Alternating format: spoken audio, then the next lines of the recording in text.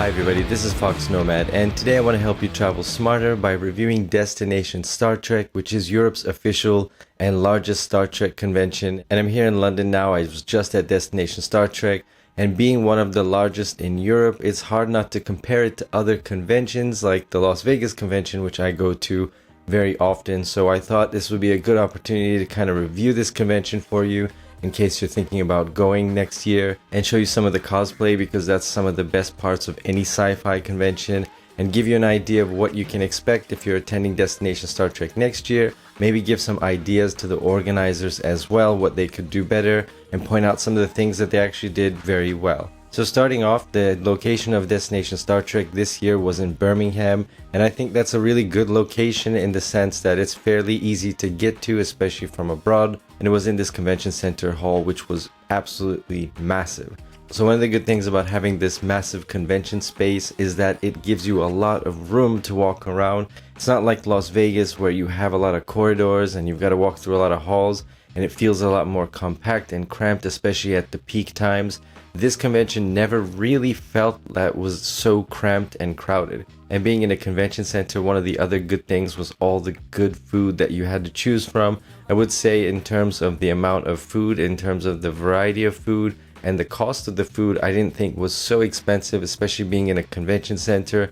I really thought that they would kind of jack up the prices a lot more, but I was pleasantly surprised at the variety of food and the cost not being too crazy. So you could get a decent meal for a decent price and get some decent food around the convention center. Whereas in Las Vegas, you're pretty much stuck to what you can get in the casino, and that food isn't very good. It's really just sort of cheap fast food, and it's way overpriced. So as you walk around the convention center, the one thing that you do notice is that there are a couple of props, and there were about 2 or 3 stage areas.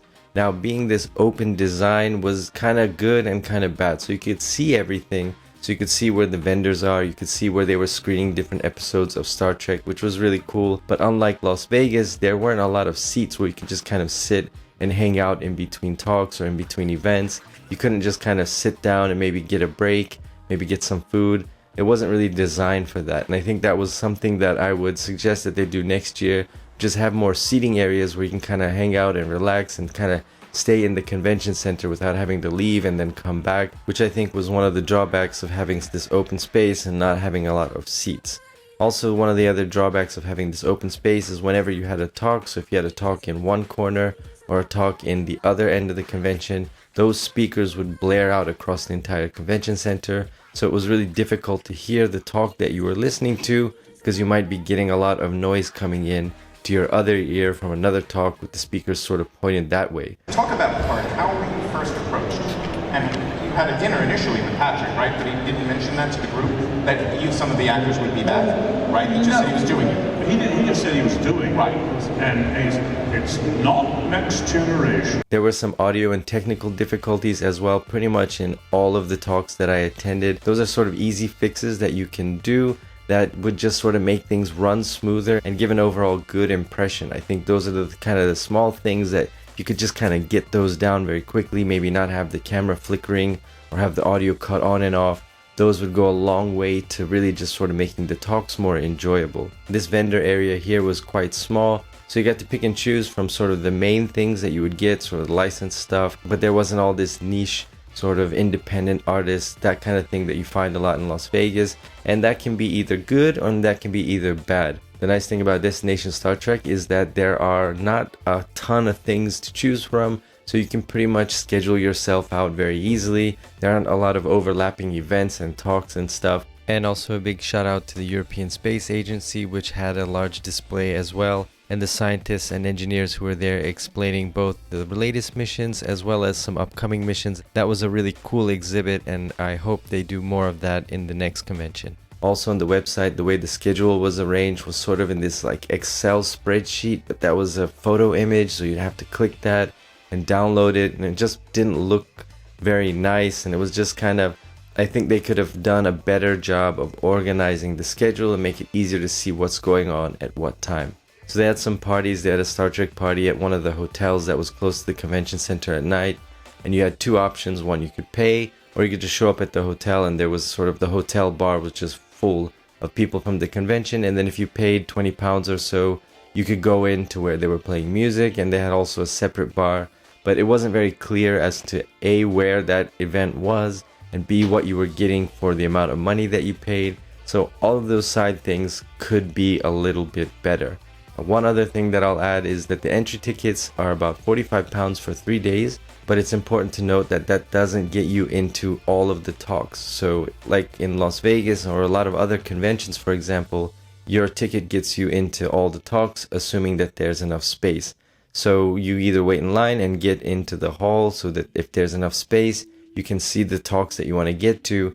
But the way that this convention was set up at Destination Star Trek is that you had to pay £10 to get into a lot of talks, and you had to pay that way in advance. So if you didn't know about the talks being paid, or if you didn't look to buy the tickets the week before, those all sold out. So it was very difficult to get into the talks. And if you wanted to see Patrick Stewart, for example, that was sold out a long time ago, and a lot of people were disappointed that they couldn't get in because they didn't know they needed to get tickets, and they didn't know they needed to get tickets so far in advance. So now, all of that constructive criticism aside, I really want to talk about the things that I really liked about this convention.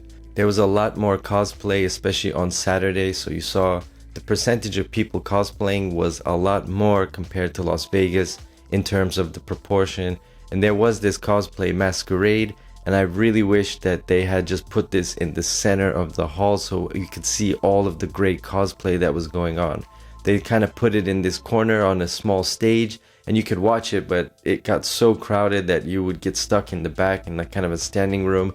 You didn't get to see all the cosplay. I think having that masquerade out in the middle and having people sort of walking through displaying the cosplay would have been really cool, especially for pictures and stuff. And this is sort of a side note, but there should be something where you can maybe set up a booth as a cosplayer. Maybe just have 20 booths. Cosplayers show up, you pay a couple bucks, cosplayer gets a little bit of money, you get your selfie. That might be kind of a cool way to go about it, especially to give something to the fans that spend so much effort to get dressed up for these conventions. And going back to the talks, so the talks were paid, so you had to get tickets online in advance or maybe try to get them at the door or at the convention. But once you got into the talk, there are two things that I really liked the way that they did it. So in Las Vegas, generally the host, they'll talk 30 or 40 minutes and then leave like maybe 10 to 15 minutes at most for Q&A. At Destination Star Trek, what I really liked, one, is that they had an interviewer, somebody who was a journalist who was interviewing the actors for maybe like 5 to 10 minutes at most on stage, sort of giving a background, seeing what they're up to now. And if they were in a current show, which most of them were on right now, so they're in a new Star Trek series, sort of what's the status of that series, what they can and they can't talk about, spoilers and so on. And then they would just open it up to Q&A. So in the sense that they would kind of see everybody's hand and mentally record who was first, second, and third. And they were really good about that. And I will say at Destination Star Trek, the crew all around throughout the convention, everybody was very friendly, very helpful, and they were really on point when it came to getting stuff done. And I just want to sort of commend the effort and the organization that was put into the convention. So overall, at this point, sort of in the last few hours of Destination Star Trek, especially comparing it to Las Vegas, I was feeling just a little bit disappointed. And mainly I think the reason is because Las Vegas is sort of this embedded experience. Because you're staying in the Rio Hotel and the convention is in the same hotel and you've got all the food, the bars, the gambling, everything is in one place. It's like an immersive experience. So you can't get around it. Like people are dressed up throughout the entire time because they can go back and forth between their room, switch costumes. All the bars are full of Star Trek. People are gambling like they're Klingons playing craps, and they're like Starfleet officers cursing because they just lost a whole bunch of money at blackjack. It's a pretty crazy experience, but I think that comes with being just in Las Vegas. And Birmingham, I think, didn't quite have that. And I think for the coming years, they can do a couple of things to make it this more immersive experience. So if I were going to give tips to somebody redoing this convention next year, which is going to be, it was just announced it's going to be in London and not in Birmingham. If I were going to give you a couple of tips, the one thing would be not to get the cheapest tickets. So if you're going to be there for 3 days, just get the next level up, which is about £150. And that gets you into a whole bunch of talks. I think gets you into 4 talks. And then you get a couple of other small side things as well. But when you add it all up, so if you add all the talks up, if you're the kind of person that's going to pay to go into like 3 or 4 talks, and then you're going to do a couple of the side events, and it's gonna all add up to about that price, so you might as well just get that in advance and make sure you can get into the talks that you want to get into. I'd also recommend staying at the hotel that's as close to the convention hall as you can. Going back and forth from the center of town, it was really nice for me because it was the first time I had been in Birmingham. So I've got a couple of Birmingham videos coming up for you, just travel related, and that was really nice to see Birmingham. But if I were gonna go back to just sort of do the convention, I'd stay at the hotel that's closest to the convention hall, just to make the logistics of going back and forth a lot easier. So hopefully if you've never been to a Star Trek convention, this has kind of been a little bit interesting for you to see the people dressed up. This was definitely the most diverse Star Trek convention I've ever been to, all ages, all different types of people. It was just really a nice experience. Everybody was very friendly, and if you're thinking of attending Destination Star Trek in London next year, hopefully this gives you some ideas, what you can expect. And if you've never been to a Star Trek convention, maybe you've enjoyed some of the cosplay, and this gives you kind of an idea of what it's like to attend. Thanks very much for watching this video. Let me know if you have any questions in the comments below. And while you're down there, hit the like and subscribe buttons. I'll have new videos for you every week. Thanks again for watching, and I will see you in the next video. So having this...